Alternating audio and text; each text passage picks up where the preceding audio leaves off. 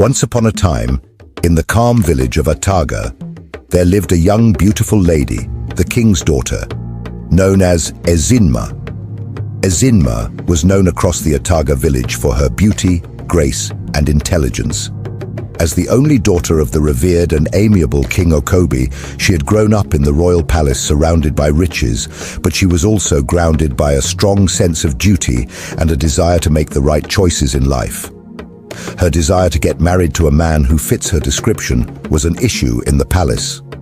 King Okobi urged her to settle with one of the handsome and noble men who visited the palace requesting to marry her, but none met her standard. Despite her attitude, suitors continued to visit the palace, requesting to get married to her.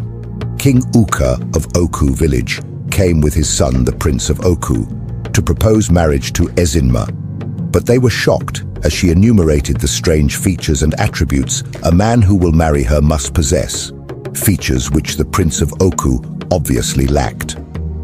On another day, King Ude, the king of Awanta village, visited and persuaded her to consider his son, the Prince of Awanta, and his persuasions did not change anything, as she had made up her mind on what she wanted. Those were the regular events that King Okobi and his household had to cope with. Despite the many suitors who came to seek her hand in marriage, Ezinma remained firm in her decision not to marry until she found someone who met her very specific standards. One afternoon, when the sun was mild in the sky, she decided to take a break from the palace.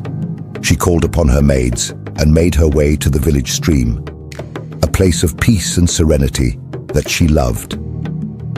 The stream, with its crystal-clear waters flowing gently over smooth stones, was a place where she could think clearly and escape the pressures of royal life. The maidservants, close companions to Ezinma, followed her to the stream, carrying baskets filled with fruits. As they reached the water's edge, they sat down. Their happiness shows their obvious excitement. Ezinma joined them, grateful for a moment of respite from the palace's busy atmosphere. As they relaxed by the stream, the conversation turned to the topic of marriage.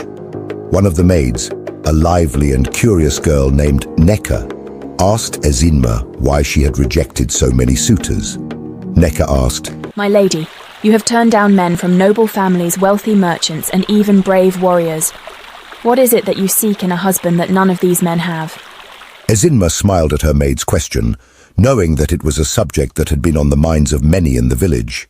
She answered her by stating, "I want more than what they offer, Neka. I want a man who embodies both strength and wisdom, a man whose kindness is as deep as his courage. I want a man who is intelligent yet humble, and must be brave yet gentle. He must be tall and strong, and must be handsome as the sunset." Her maids listened closely as Ezinma described her ideal husband. As Ezinma continued to speak, the wind seemed to carry her words far beyond the stream. Unknown to Ezinma and her maids, spirits from the other realm were listening. These spirits, ever watchful of the human world, were intrigued by Ezinma's description of her perfect husband. They marveled at her determination to find a man who met such high standards, and they decided to intervene. The spirits crafted a replica of what Ezinma had described at the stream. The spirit subsequently emerged, like human, and moved straight towards the village market square. One day, he appeared in the village pathway, where he met with Ezinma and her maids, who were heading for a visit. He was everything Ezinma had described and more. His presence was magnetic, drawing the attention of everyone around him. Tall and powerful, with a calm, intelligent gaze, Ukatu seemed to be the answer to all of Ezinma's wishes and prayers. When Ezinma saw Ukatu, she felt a connection she had never experienced before. They both greeted themselves, and the maids were surprised about her sudden attraction to this stranger. He was everything she had ever wanted in a husband, and their bond quickly deepened.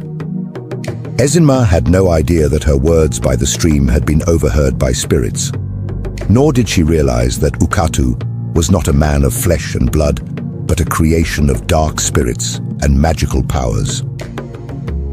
As their relationship grew stronger, Ukatu proposed marriage, and Ezinma, enchanted by him, accepted without hesitation, and Ukatu informed her that he will visit the palace for formal introduction. Please subscribe, like, share, and comment to our channel so that whenever we post a new video, you will be the first to be notified. Thanks for watching.